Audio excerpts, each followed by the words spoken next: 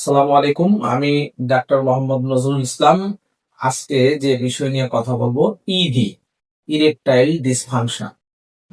Erectile dysfunction হচ্ছে যৌন মিলনের জন্য যথেষ্ট দৃঢ় লিঙ্গোত্থান বা ধারাবাহিকভাবে অক্ষমতা। এটি খুব সাধারণ একটি সমস্যা, প্রায়শ দুর্বল রক্ত সঞ্চালন বা ডায়াবেটিস, স্নায়ু শক্তির মতো শারীরিক সমস্যার কারণে হয়ে থাকে। বিশেষ করে প্রাপ্তবয়স্ক হওয়ার পূর্বেই যৌনাচারের কারণে এটি একটি কারণ।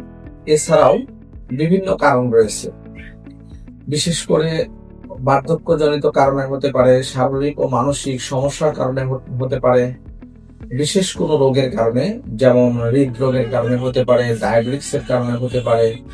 এছাড়াও যদি কোনো ওয়ান টাইম ঔষধ বা কোনো স্টিমুলেটিং ওষুধ খাওয়া হয় তার কারণেও ইডি হতে পারে।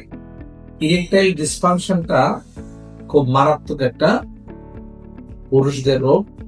বিশেষ করে পুরুষের যৌন চাহিদা অল্প সময়ের মধ্যেই বা লিঙ্গোত্থান না হলেই এই রোগটা প্রকাশ পায়। করণীয় কি?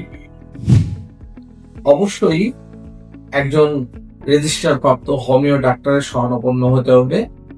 হোমিওপ্যাথিতে এর চমৎকার রেজাল্ট আছে এবং অনেক রোগী ইনশাল্লাহ সফল হয়েছে। সাধারণ জীবনযাপন এবং খাদ্য অভ্যাস, নিয়মানুবর্তিতা এবং কিছু পথ্য উপাত্য যেগুলো তার শরীরের জন্য বড় ধরনের সহযোগিতা করতে পারে। বিশেষ করে পারিবারিক জীবনে যখন সে এটার প্রভাব পড়ে তখন সে ডাক্তারের শরণাপন্ন হয়।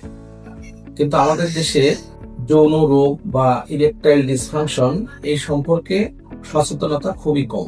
তবে আমি মনে করি যে একজন ডাক্তার হিসেবে তার যৌন স্বাস্থ্য সম্পর্কে সচেতন হওয়া উচিত। এটি একটি মানসিক রোগের মতো, বা দুশ্চিন্তার কারণে বা ভুল তথ্য জানার কারণে সে এই বিষয়টা নিয়ে অবচেতন থাকে বা অসচেতন থাকে। সঠিক তথ্য জানলে এবং কিছু গাইডলাইন্স দিলে এবং হোমিও ওষুধ খেলে সে একদম মুক্তি পেতে পারে।